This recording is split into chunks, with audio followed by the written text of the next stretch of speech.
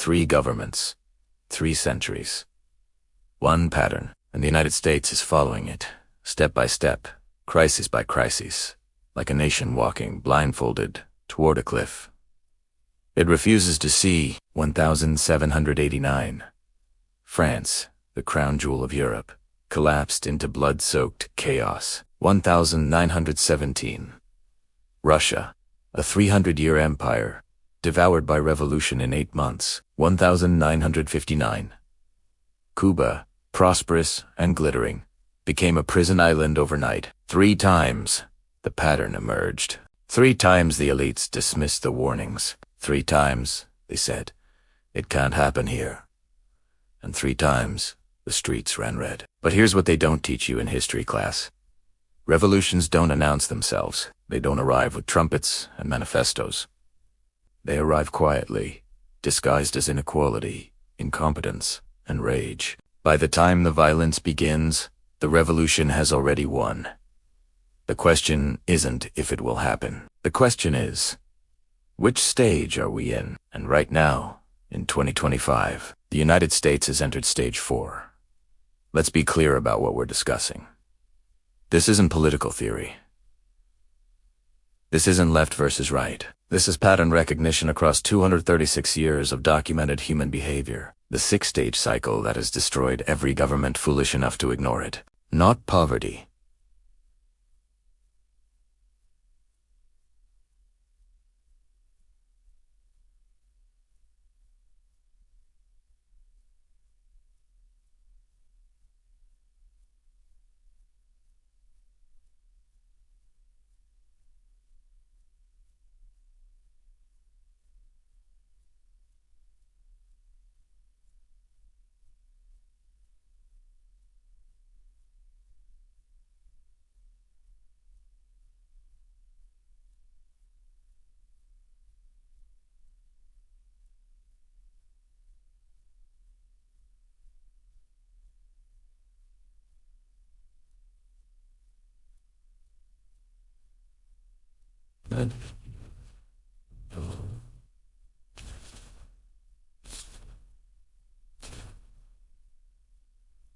Poverty is background noise. What triggers revolution is visible, insulting, undeniable inequality. When the people at the top live in a different reality than everyone else. When the distance between palace and street becomes a moral obscenity, the foundation cracks. France, 1780s. 1.5% of the population owned 35% of the land and paid 0 taxes. Meanwhile, 98.5% carried the entire fiscal burden of a bankrupt nation. Peasants starved while Versailles hosted banquets that cost more than entire villages earned in a year. Russia, 1917. The Tsar's family lived in opulence that would make modern billionaires blush.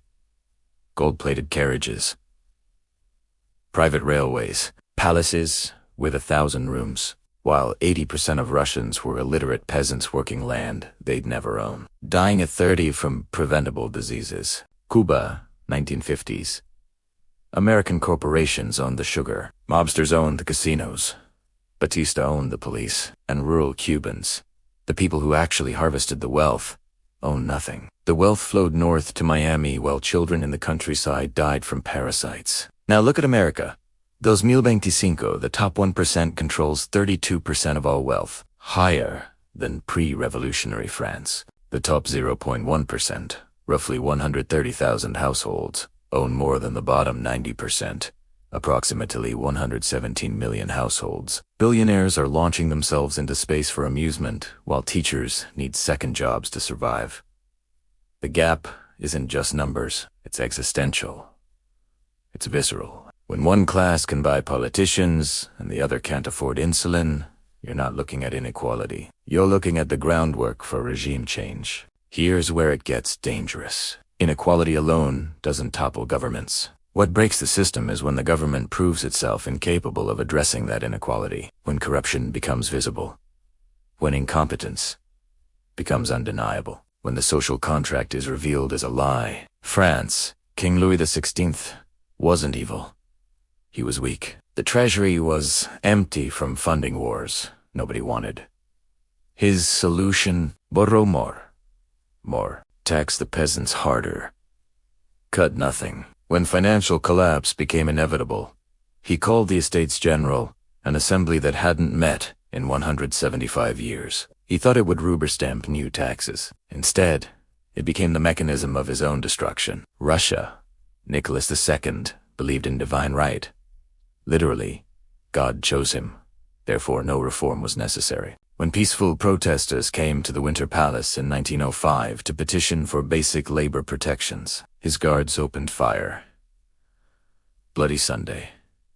Hundreds dead.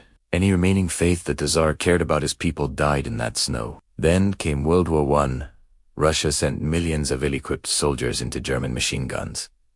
Officers were incompetent aristocrats. Supply lines collapsed. Soldiers fought without bullets. 3 million casualties. And while soldiers died, Nicholas consulted Rasputin, a self-proclaimed mystic, for state decisions. Cuba Batista didn't even pretend. He seized power in a coup. Cancelled elections. Ran the country like a criminal enterprise. Police could be bought. Courts were a theater. American mobsters paid him directly for casino licenses. The government existed solely to enrich Batista and his network. Nothing else. America, 2025. Congressional approval sits at 15%. The Supreme Court is seen as partisan. Insider trading by elected officials is rampant and legal. Lobbyists write legislation. The national debt is $36 trillion. Infrastructure crumbles. Healthcare bankrupts families. And both political parties are funded by the same corporate donors. Half the population believes elections are rigged. The other half believes an attempted coup occurred on January 6th. Neither side trusts the institutions. Neither side believes the system serves them. When government is seen as illegitimate, when corruption is assumed, when incompetence is expected, the social contract dissolves. But what nobody tells you is this. Stages 1 and 2 are survivable. Uncomfortable, unjust, but survivable. It's stage 3 where the math changes, where the revolution becomes inevitable. Revolutions don't start in the slums. They start in the universities. They start with lawyers, teachers, engineers, the people who expected success and found only debt and disappointment. France, the National Assembly wasn't led by starving peasants. It was led by educated bourgeoisie, lawyers, merchants, men who should have been supporting the monarchy. When they declared themselves a revolutionary government in a tennis court, the system was already over. Russia. The Bolsheviks weren't factory workers. Lenin was an intellectual. Trotsky was a writer. The revolution was organized by the educated class who saw the SR's incompetence and chose destruction over reform. Cuba Fidel Castro was a lawyer from a wealthy family. He could have joined the elite. Instead, he led an assault on a military barracks, got imprisoned, gave a speech that inspired thousands, and returned with 82 men to overthrow a government. The pattern: when the middle class radicalizes, when educated people abandon hope in the system, revolution moves from theoretical to operational. America, 2025. The middle class is being systematically destroyed. College costs have increased 1,200% since 1980.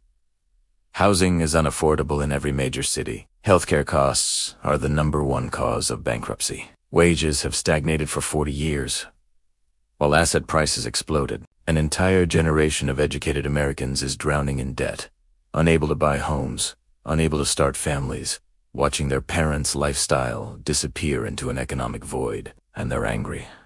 Not poor. Angry.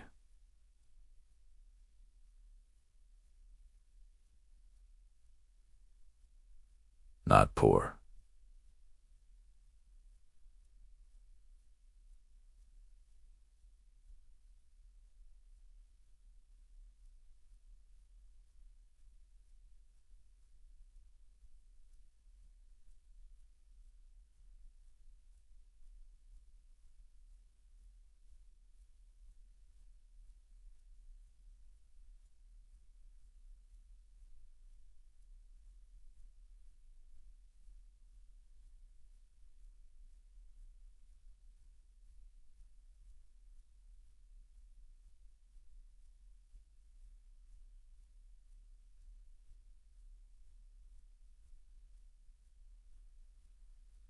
when engineers can't afford rent, when teachers need food stamps, when lawyers are driving Uber to pay student loans. That's not poverty. That's systemic betrayal. And betrayal radicalizes faster than poverty ever could. This is where we are. Right now, December 2025. This is the stage where belief in shared institutions evaporates, where the idea that we're all Americans becomes laughable, where the country fractures into tribes who no longer recognize each other's legitimacy. France. The Estates General was supposed to solve the crisis. Instead, it became a revolutionary assembly. The monarchy's last chance at reform became the weapon that killed it. Russia soldiers were ordered to suppress bread riots. When the army refuses to defend the government is already dead. It just doesn't know it yet. Cuba, by 1958, everyone knew Batista's elections were theater. The courts were purchased. The police were death squads. No institution had credibility. Castro's revolution succeeded because the alternative had zero legitimacy. America.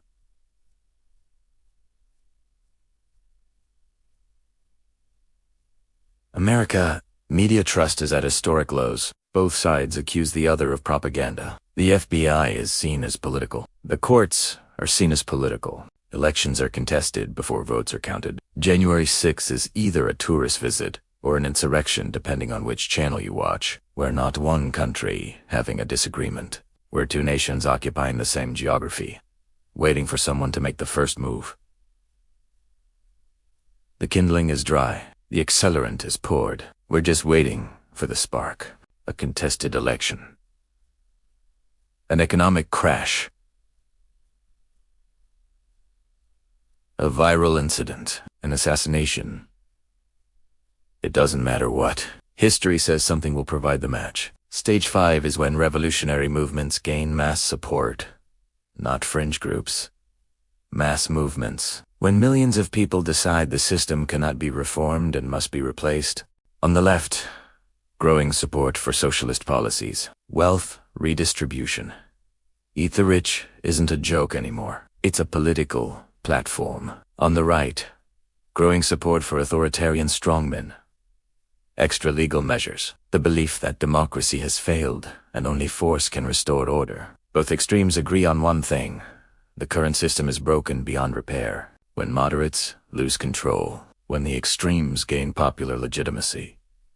Stage 5 is here. And Stage 6 is what France, Russia, and Cuba teach us to fear. France. 40,000 executed in the terror. The guillotine ran daily. Robespierre, the architect of the purge, was eventually beheaded by his own system. The revolution that promised liberty delivered mass murder. Russia. 10 million dead in the Civil War. Entire villages eliminated. The Tsar and his children executed in a basement. Stalin would kill 20 million more. The revolution that promised peace delivered famine and terror. Cuba. Batista fled with $300 million. Castro promised democracy and delivered dictatorship. 60 years of repression. The revolution that promised freedom delivered a prison island. The pattern within the pattern. Revolutions never deliver what they promise. They deliver blood. Political violence escalates. Not riots. Organized insurgency. Assassinations become routine. The military fractures. Some units support the government. Others side with revolutionaries. The police fragment along the same lines. Supply chains collapse. Food shortages, fuel shortages. The economy disintegrates because trust is dead. States refuse federal authority. Secession movements gain traction. The country balkanizes.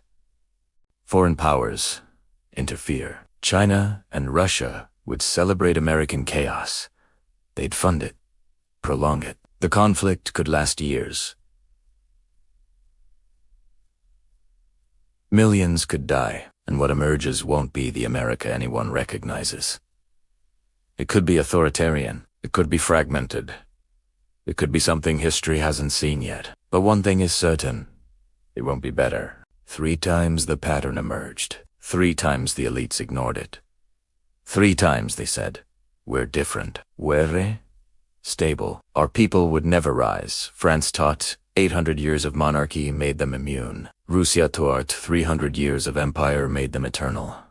Cuba thought prosperity made them safe. All three were wrong. American exceptionalism is the same delusion, the belief that patterns don't apply here, that history is something that happens to other nations. But the numbers don't lie. The wealth gap is wider than pre-revolutionary France. The government is as dysfunctional as pre-revolutionary Russia. The faith in institutions is as shattered as pre-revolutionary Cuba. We're in stage 4. The pattern says stage 5 is next, and stage 6 follows, inevitably. Maybe we can stop it. Maybe reform is still possible. Maybe the system can heal itself before it tears apart. But the pattern says otherwise. History says otherwise. And every single warning sign is flashing red. 3 revolutions. 3 centuries. 1 pattern. The question isn't if it can happen here. The question is, how much time is left before it does?